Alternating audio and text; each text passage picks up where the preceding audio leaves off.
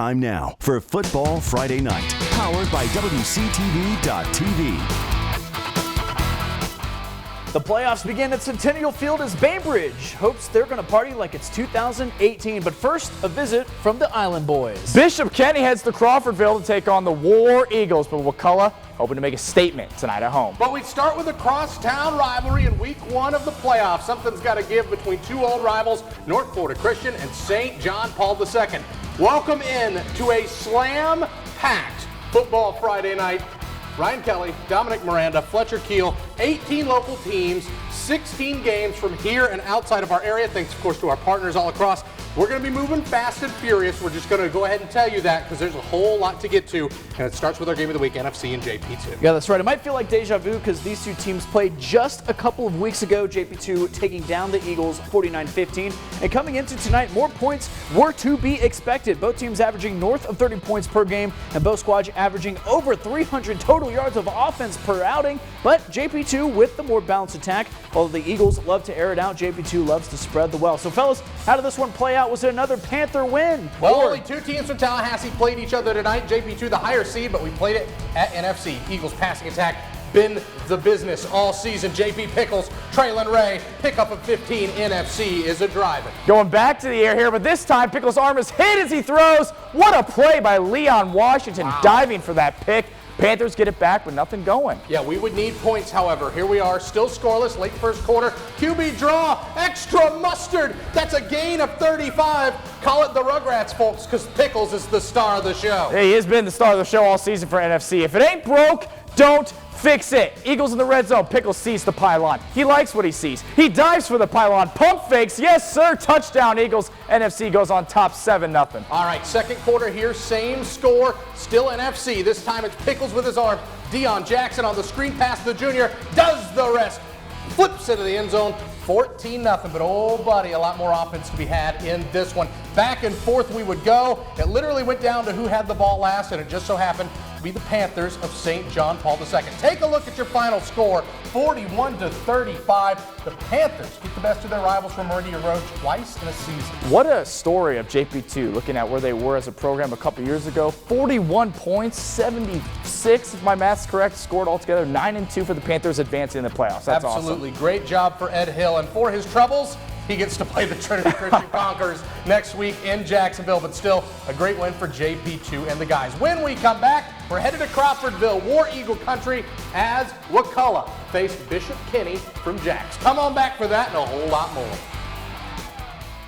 Welcome back to your Football Friday Night. Dom, we have a handful of teams that a lot of people think can make a really deep run in this year's playoffs, but maybe none more so than the Thomasville Bulldogs. The Thomasville Bulldogs, man, what an environment to play in for one thing. Experienced them firsthand this year, and I mean, they can play, too. They've had a great regular season this year. Absolutely, and the road starts against the Washington County Hawks, and boy, did Thomasville ever take advantage of home field advantage. That place was loud. As you know, if you've ever been to Veterans Memorial, it is a fun place to watch football. Let's start in the second half. Thomasville's already up 28-0, so spoiler alert how this one's going to go. Shannon White rolls out under pressure, throws a bomb. Jay Cody, yes, sir! I guess you technically get mossed. He bobbles it. He goes down to the 5-yard line, and that would set up this. White eventually going to get this ball. Goal to go. Takes the snap to his left. Does the best. It's 35-0 for the Dogs. Keep those legs turning. T-Ville would strike one more time. I promise you, you're going to see it. Going to hand the ball off to Malik Harper. Yeah, he's walking in high stepping, 42-0. This game absolutely dominated by T-Ville as expected. Take a look at your final score. Thomasville victors 42-7. They play Heard County in the next round. To Mike HICKMAN Stadium we go. Florida High welcome Episcopal to town. 2013 Knowles lead, and Donovan Barnes, he's going to add to it. Finds a crease, kickoff return for a touchdown. Knowles go back on top by 14 late in the first half. Couple plays later, Episcopal's pass picked off. Ashton Hampton, yes. I'll take that. Feet are in bounds. He's got his hands on it. We're going the other way. Knowles score off that. Force the fumble to get it back. Then set this up. Trey Donaldson finds Brooks. HICKMAN, yes sir. 25-yard pitch and catch for a score. 21 points in just under 5 minutes to end the half for Florida High. Yeah, they're locked in. They lead 41-13.5, and they roll to a victory. 55-13 your final. Walton awaits the Knowles. All right, let's keep going. Hey guys. Oh, go ahead, Fletch. Oh, yeah, sorry guys. North of the border, Lowndes hosting Harrison Hoyas in the first round of the 7A playoffs. Vikings are driving. Curry Brown takes a snap. Heave-ho! Oh, Got man. a man downfield. A 49-yard catch for Carson Page. Unreal. A little bit later, Chase Belcher going to get the handoff. Spins off one tackler. Going to brush off another one as he gets into the end zone. Touchdown, 7-0 Vikings. Defense came to play too. A drop back for the Hoyas, picked off by Josh Pickett, and he's off to the races. Pickett's even using the stripes as a blocker to get to pay dirt. 14-0 Vikings, and that's how it went for Lowndes. They win 45-35. They'll get the Norcross Devils next week. All right, let's head to Crawfordville, shall we? That's where the WAKULLA War Eagles were hosting the Bishop Kenny Crusaders. Denzel Miller tiptoes, somehow stays in bounds. Are you kidding me? That's the opening score of the game on the opening drive, 7-0, and the folks in Crawfordville are loving it. A couple drives later, Xavier Blake goes to his right. He's getting in on the fun with the score. War Eagles are cruising, and boy, they were just so explosive. Zamorian Smith going all the way to the crib, and how about a pancake for your troubles? Goodness gracious. The numbers wrinkled, so I couldn't tell if it's Cameron Brinson or Tanner Lanier, but that hit was ugly. This one got ugly. WAKULLA huge tonight over BK, 52-24. They play the Reigns Vikings coming up next. All right, Dominic, so Centennial Field, Bainbridge Bearcats, 4A Region 1 champions. They're looking to maybe get some of that state title magic from a couple years ago. They had it at the end of the regular season. I got the chance to go out to Centennial Field, and you could feel it. The Bearcats are locked in, and man, they welcomed in the Island Boys into Centennial Field. First quarter play action. Bo Smith keeps it all the time in the world. That's a catch. He's got a man at Tavius Murphy. 7-0 Cats. Next possession. Keenan Phillips, he's going to get the handoff. Bye-bye.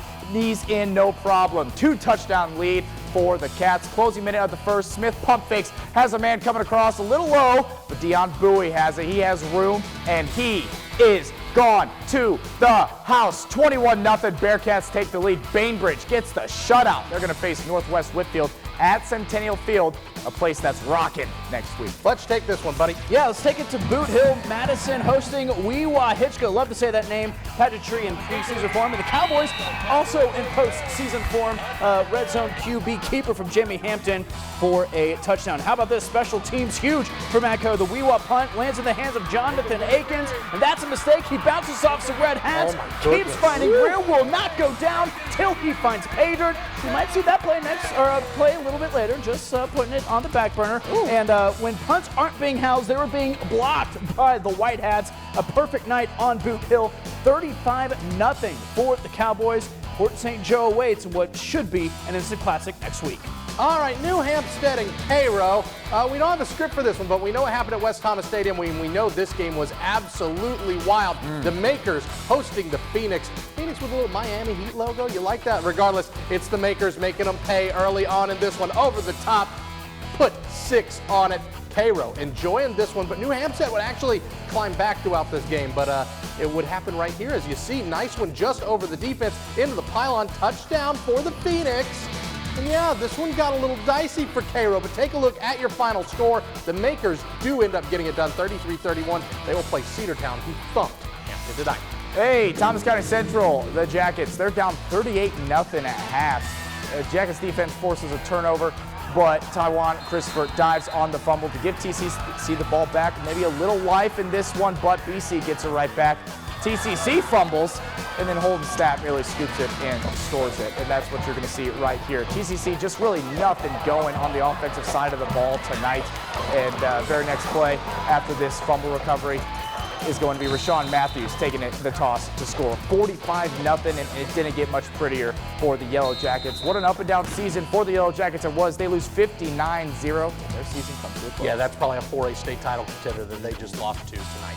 Fletch, take us to game. Yeah, my father used to teach at that Luella school you just saw on your screen. All right, let's go to Gainesville. Lincoln Trojans making a trip to Gator Country and check out this wild play. The Gainesville QB scrambling all over the place, throwing on the run, and it's picked off. Jordan James able to get his hands on it, going the other way. Trojans are in business. Well, they have the ball. Let's see what they do. Perry Fisher, he's always dangerous with the ball in his hands, throws a rocket down the far side, finds someone in stride, getting into the end zone. Touchdown. Petway with the wheels. Yes, sir. All the momentum in the world for the Trojan in Gainesville, and it was all Lincoln tonight. Perry Fisher with another Great play. Just loved seeing him throw it. Threw a pick there. Shouldn't have said great play. Threw a pick there, but it was a good night for the Trojans fans, getting the road dub.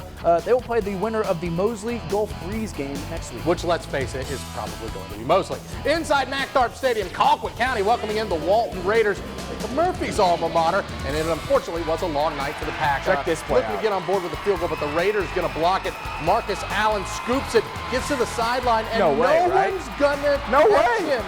Walton houses it at MacTharp, 7-0, and yeah, it didn't get much better for the Packers. Unfortunately, their season ends tonight. 41-17 your final. Let's head to Gadsden and Jackson. Jakari Winters going to drop back to pass. It's deflected. What concentration by Josh Thomas. That's a touchdown. 7-0. Later, Jamarian Stevens says he's going to say, give me that. Just rips it away from him. Oh, goodness gracious. Tried to give it to his teammate there, but that's illegal. Hey, really good game here. Gadsden County gets it done over Andrew Jackson. And a shot at revenge on Bowles next Friday night. We love that.